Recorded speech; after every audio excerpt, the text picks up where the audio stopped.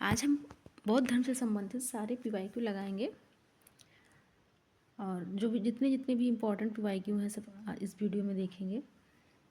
चलिए स्टार्ट करते हैं। ये है गौतम बुद्ध का जन्म कहाँ कब हुआ था? तो ये हुआ 563 ईसा पूर्व। उसके बाद में बुद्ध के जीवन की किस घटना को महाविनिष्क्रमण के रूप में जाना जाता है? वो कौन सा है? उनका गृह त्याग। उनका गृह त्याग क्या है? महाविनिष्क्रमण के रूप में जाना जाता है। और गौतम बुद्ध की माँ किस वंश से संबंधित थी? ये था कोलीय वंश से। देखिए ये UPPC 2008 का क्वेश्चन हुआ है। फिर 4 नंबर क्वेश्चन है, बुद्ध का जन्म हुआ था कहाँ पे हुआ था? वैशाली में, लुम्बिनी में, कपिलवस्तु में, पाटलिपुत्र में। कहाँ पे हुआ था? लुम्बिनी में हुआ था। फिर है निम्न में से कौन सा बुद्ध का दूसरा नाम है? कौन सा है? पार्थ, प्रच्छन्न, मिहिर, गुडाकेश या इनमें से कोई नहीं? तो इनका संबंध है इनमें से कोई नहीं। चलिए आगे देखते हैं। एक्सप्लेनेशन भी दिया हुआ कि गौतम बुद्ध के बचपन का क्या नाम था? सिद्धार्थ था। इन्हें शाक मुनि, तथागत आदि के नाम से जाना जाता है। आदि शंकराचार्य को प्रच्छन्न बौद्ध या छिपा हुआ बुद्ध मार्गी कहा जाता था। अतः पार्थ, प्रच्छन्न, मिहिर और गुडाकेश भगवान बुद्ध के अन्य नाम नहीं है। इस प्रकार अभिष्ट विकल्प ई है। चलिए निम्नलिखित में से किस राजवंश के अभिलेख में इस परंपरा का समर्थन होता है कि लुम्बिनी शाक बुद्ध का जन्म स्थान था? किससे होता है? मौर्य वंश से जो उनसे रिलेटेड ग्रंथ थे। आइए फिर आगे देखें। निम्नलिखित में से कौन एक अशोक का अभिलेख इस परंपरा का पुष्टि करता है कि गौतम बुद्ध का जन्म लुम्बिनी में हुआ था? बसाड़ स्तंभ, निगाली स्तंभ, रामापुरवा स्तंभ या रुमन देई स्तंभ? तो इसका राइट आंसर हो जाएगा ऑप्शन नंबर डी, रुमन देई स्तंभ से इसका उल्लेख मिलता है, इसकी पुष्टि होती है कि जो है अशोक का जन्म लुम्बिनी में हुआ था। फिर क्या है? निम्नलिखित में से किस राजा के एक अभिलेख से सूचना मिलती है कि शाक मुनि बुद्ध का जन्म लुम्बिनी में हुआ था? अशोक, कनिष्क, हर्ष या धर्मपाल? तो इस किससे मिलती है? अशोक से। महात्मा बुद्ध का महापरिनिर्वाण कहाँ हुआ था? लुम्बिनी में हुआ था या बोध गया में हुआ था या फिर ऑप्शन नंबर सी क्या है? कुशीनगर में या कपिलवस्तु में? तो इसका राइट आंसर है कुशीनगर में। चलिए यहाँ पे एक्सप्लेनेशन देख लेते हैं। बौद्ध धर्म का प्रचार करते हुए महात्मा बुद्ध मल्लों की राजधानी कहाँ पे? एक मिनट,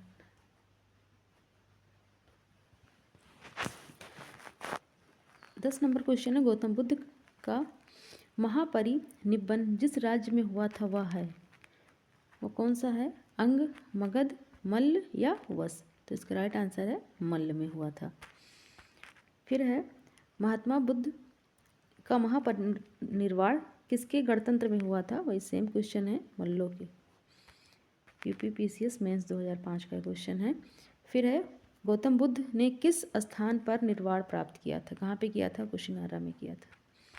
आगे है महापरिनिर्वाण मंदिर अवस्थित है कहाँ पे है? कुशीनगर में है।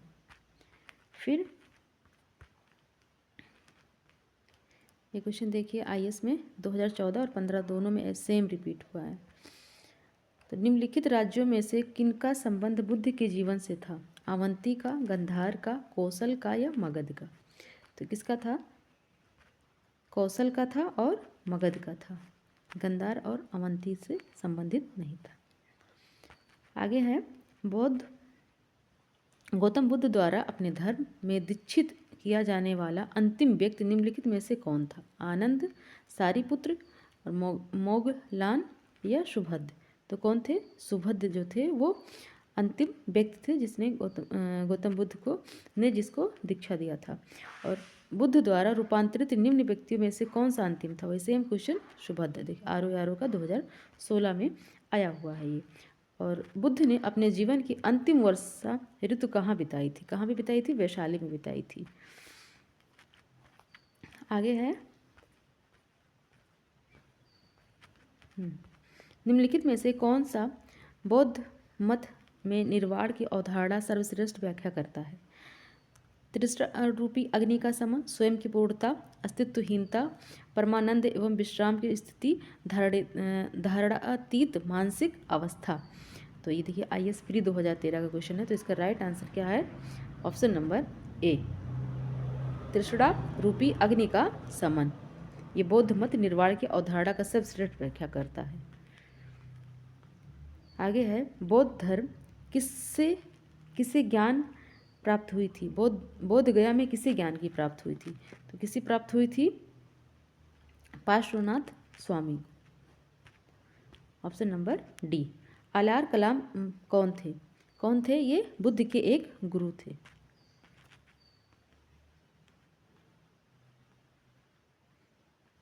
आगे है, महात्मा बुद्ध ने अपना पहला धर्म चक्र प्रवर्तन किस स्थान पर दिया था? तो कहाँ पे दिए थे? लुम्बिनी या सारनाथ में? तो इसका आंसर क्या हो जाएगा? सारनाथ में।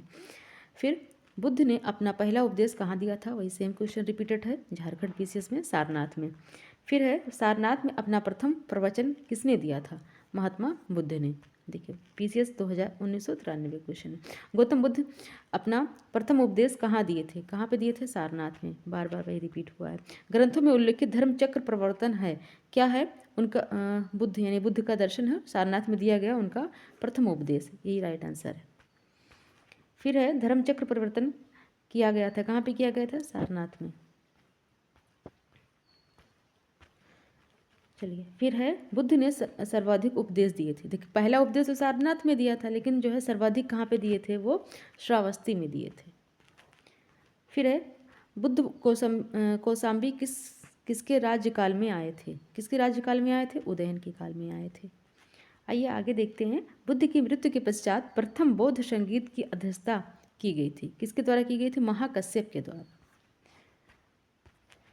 फिर है, प्रथम बौद्ध संगीत के अध्यक्ष कौन थे? कौन थे? महाकश्यप थे। ये बिहार PCS का PYQ है। और प्रथम बौद्ध परिषद का संचालन निम्नलिखित में से किस एक ने किया था? किसने किया था? महाकश्यप ने किया था। ये आरो का है। और प्रथम बौद्ध महासभा कहाँ आयोजित हुई थी? राजगृह में आयोजित हुई थी। सप्त पर्णी गुफा स्थित है, कहाँ पे स्थित है ये? सांची में, नालंदा में या राजगृह में? तो ये कहाँ है? राजगृह में। आगे है, भगवान बुद्ध के महापरिनिर्वाण के बाद पहली बौद्ध संगीत हुई थी, कहाँ पे हुई थी? राजगृह या राजगीर में, गया में, पाटलिपुत्र में, वैशाली में? तो कहाँ पे हुआ था? राजगृह में। भगवान बुद्ध के महापरिनिर्वाण के बाद पहली बौद्ध संगीत का आयोजन हुआ था।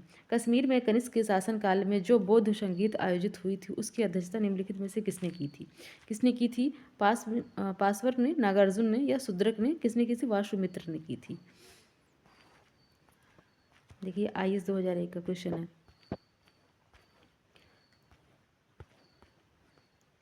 बौद्ध धर्म महायान शाखा औपचारिक रूप से किसके शासनकाल में प्रकट हुई थी?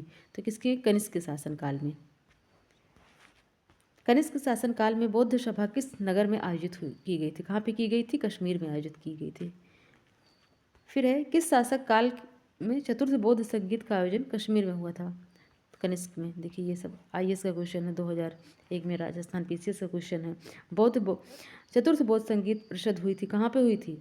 अशोक के शासनकाल में, हर्षवर्धन या कनिष्क शासन काल में हुआ था। और ऑप्शन नंबर ए इसका राइट है।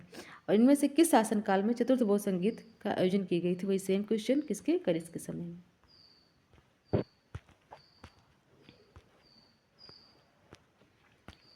चलिए आगे देखते हैं। निम्नलिखित में इस पर विचार कीजिए।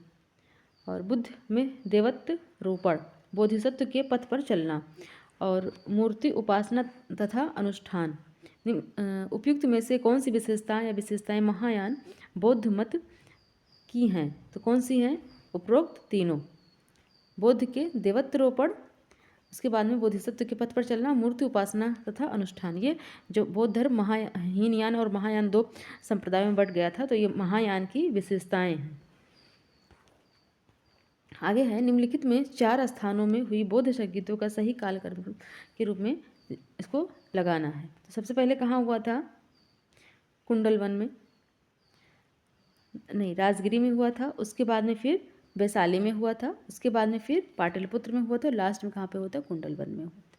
Option number D. द्वितीय बौद्ध समिति का आयोजन कहाँ हुआ था? राजगिरी में, वैशाली में,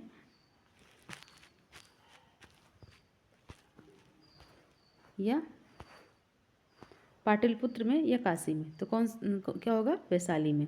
तृतीय बौद्ध सभा किस स्थान पर बुलाई गई थी? कहाँ पे बुलाई गई थी? पाटलिपुत्र में। पहला राजगिरी में, दूसरा वैशाली में, तीसरा पाटलिपुत्र में, और चौथा कहाँ पे हुआ था? कश्मीर में। प्रथम बौद्ध समिति का आयोजन कहाँ हुआ था? कहाँ पे हुआ था? अजातशत्रु के शासनकाल में हुआ था।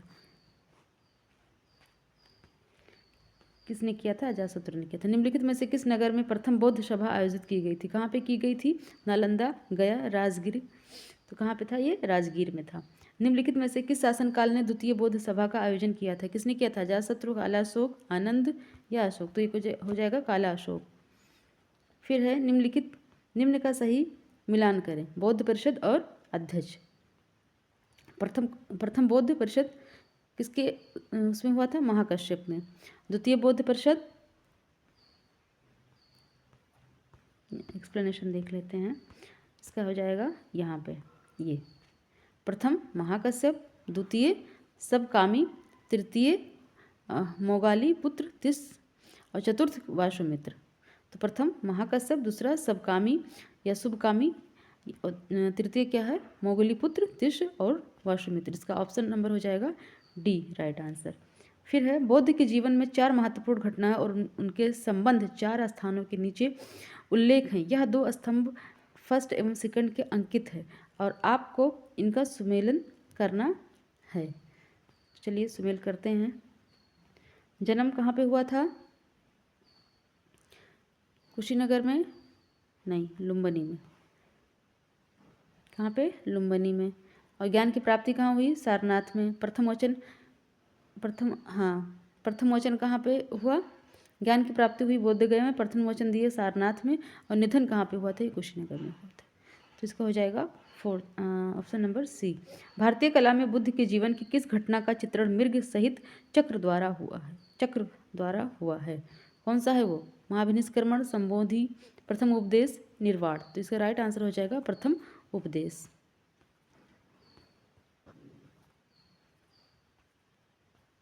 फिर है सूची 1 और सूची 2 को सम्मिलित कीजिए तथा सूचियों के नीचे दिए गए गुट का सही उत्तर कीजिए। जन्म, प्रथम वचन, महाबोधि, त्याग। तो इसको हमें क्या करना है? मिलाना है कि ये किससे संबंधित है।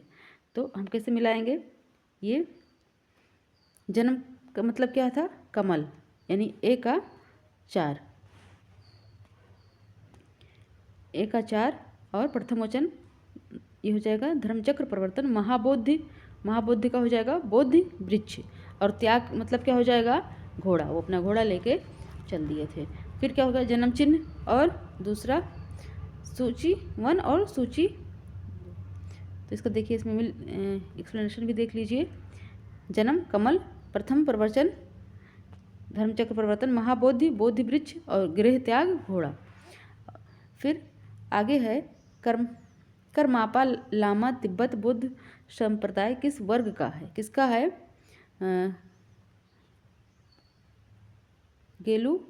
गेलुपगा, गेलुगपा, या कांगयूपा, साक्याड़ा, और लिंग मापा। तो इसका राइट आंसर हो जाएगा कांगयूपा, ऑप्शन नंबर बी। फिर है महात्मा बुद्ध के संबंध में निम्नलिखित कथनों में से कौन सा सही? उनका जन्म कपिलवस्तु में हुआ था, उन्होंने बोध गया में ज्ञान की प्राप्ति किया था, उन्होंने बौद्धिक धर्म को अस्वीकार किया था, उन्होंने आर्य सत्य का प्रचार किया था। तो ये सब इसका ऑप्शन नंबर डी इसका राइट आंसर हो जाएगा। फिर है बोध गया में महाबौद्ध मंदिर बनवाया गया था। कहाँ बनाया गया था? गौतम बुद्ध पैदा हुए थे तब गौतम बुद्ध को ज्ञान का प्राप्त हुआ था। इसका राइट आंसर हो जाएगा ऑप्शन नंबर बी। बोध गया में बोधि वृक्ष अपने वंश की इस पीढ़ी का है। किस पीढ़ी का है? पंचम पीढ़ी का है। फिर निम्नलिखित में से कौन सा बौद्ध पवित्र स्थल निरंजना नदी पर स्थित है? कौन सा है? बोध गया है, जहाँ पे भगवान बुद्ध को ज्ञान की प्राप्ति हुई थी। फिर बुद्ध उपदेश किससे संबंधित है? आत्म संबंधी विवाद से, ब्रह्मचार्य से, धार्मिक कर्मकांड से, आचरण की शुद्धता और पवित्रता से। तो इसका राइट आंसर हो जाएगा ऑप्शन नंबर डी। आइए देखते हैं आगे। देखिए इसमें पूरा जितना भी है बौद्ध धर्म से संबंधित सारे PYQ हम देखेंगे और सारे एग्जाम का PCS IS या RO का सबका इसमें समाहित है। निम्नलिखित में से कौन बुद्ध के जीवन में निम्न में ही संघ प्रमुख होना चाहता था? कौन? देवदत्त, महाकश्यप, उपाली, आनंद। तो इसका राइट आंसर है देवदत्त। फिर गौतम बुद्ध ने अपने मृत्यु के उपरांत बौद्ध संघ के नेतृत्व के लिए निम्न में से किसे नामित किया था? किसे नामित किया था? उपयुक्त में से कोई नहीं। आनंद, महाकश्यप, उपाली, इन लोगों में से किसी को नहीं। इसका हम एक्सप्लेनेशन थोड़ा सा देख लेते हैं।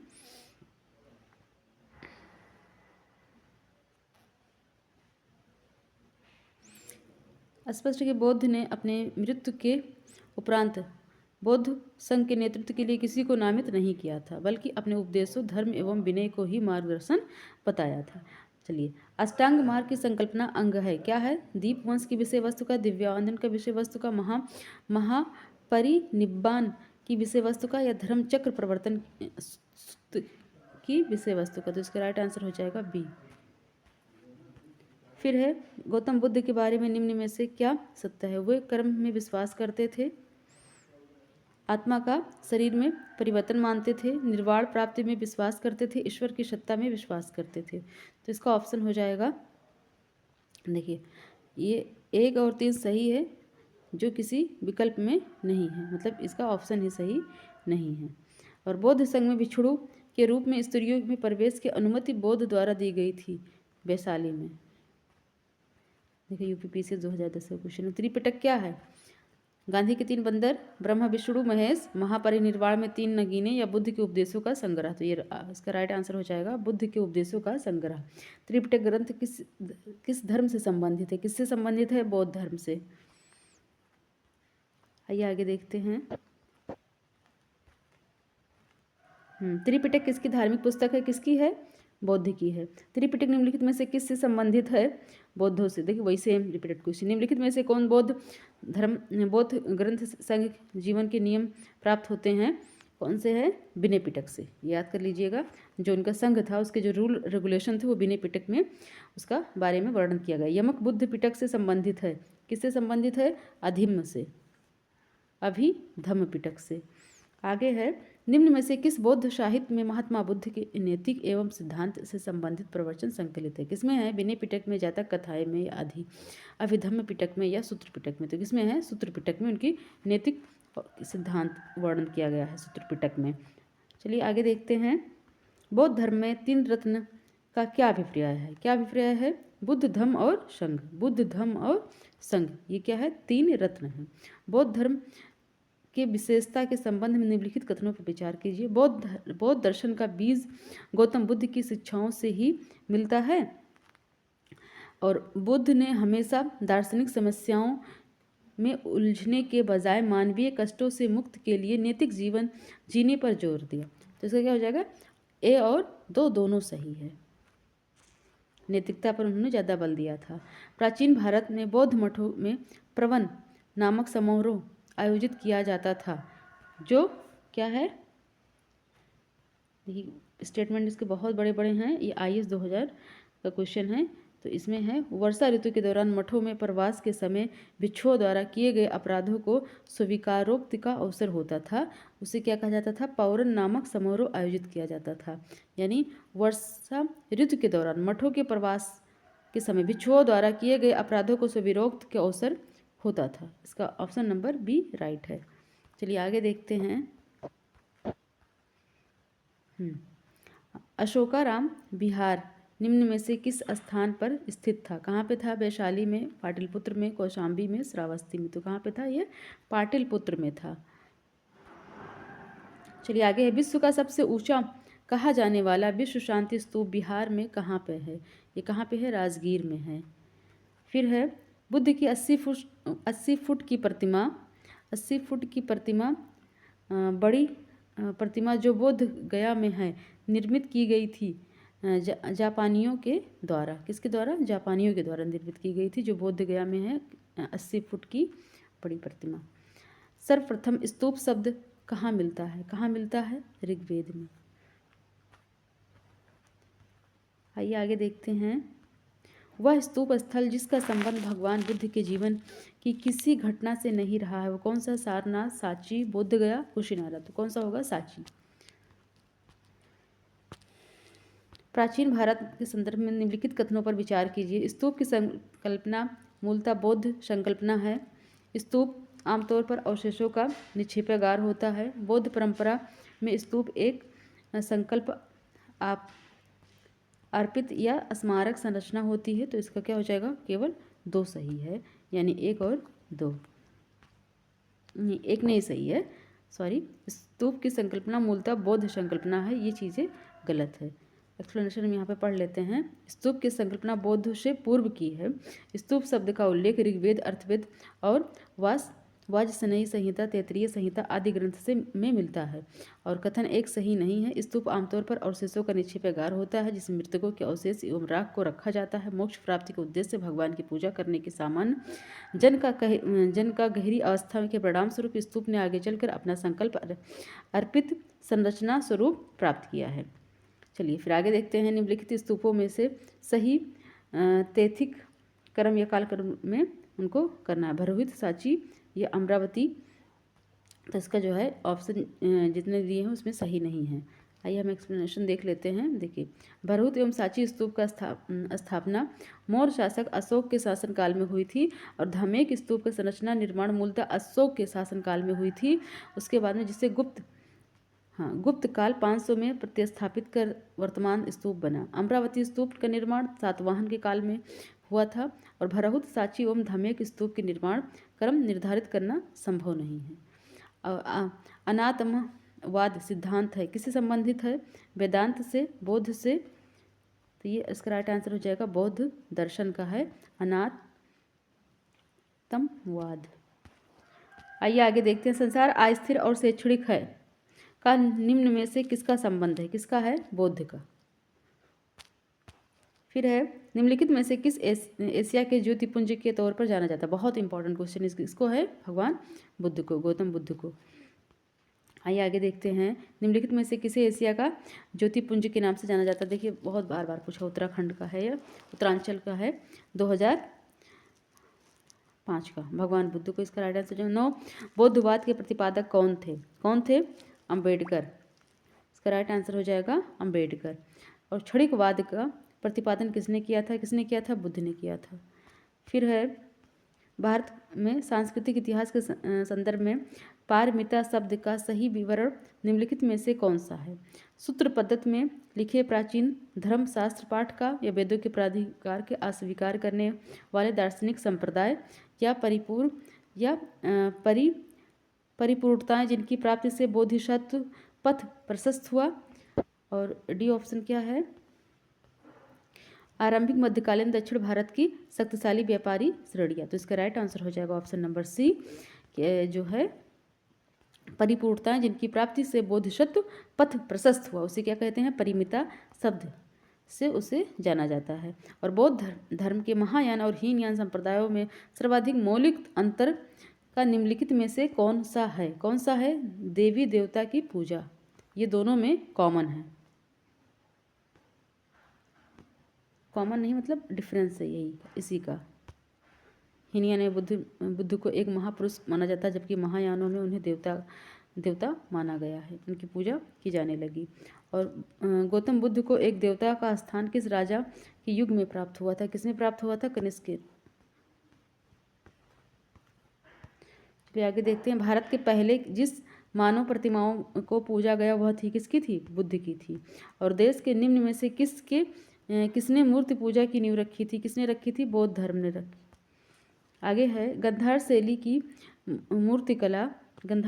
मूर्तिकला में बुद्ध के सारनाथ में हुए प्रथम धर्मोपदेश से संबंध प्रवचन मुद्रा का नाम है धर्मचक्र परिवर्तन।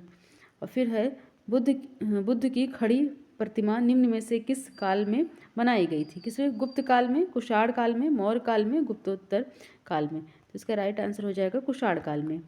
चलिए आगे देखते हैं। बुद्ध की प्राचीन प्रतिमा किस शैली से प्राप्त होती है? किससे? गंधार शैली से, मथुरा शैली से, या मौर्य शैली से, या गुप्त शैली से। तो इसमें उपयुक्त में से एक से अधिक या एक कोई नहीं। फिर क्या है, हाँ, भगवान बुद्ध की प्रतिमा कभी कभी एक हस्त मुद्रा युक्त दिखाई गई है जिसे भूमि स्पर्श मुद्रा कहा जाता है। यह किसका प्रतीक है? तो किसका प्रतीक है? मार के प्रलोभनों के बावजूद अपनी शुचिता और शुद्धता का साक्षी होने के लिए बुद्ध की धरती का आह्वान। IAS 2012 का क्वेश्चन है, तो इसका राइट आंसर हो जाएगा बी। भूमि स्पर्श मुद्रा की सारनाथ बुद्ध मूर्ति संबंधित है, किससे संबंधित है? गुप्त के काल से संबंधित है।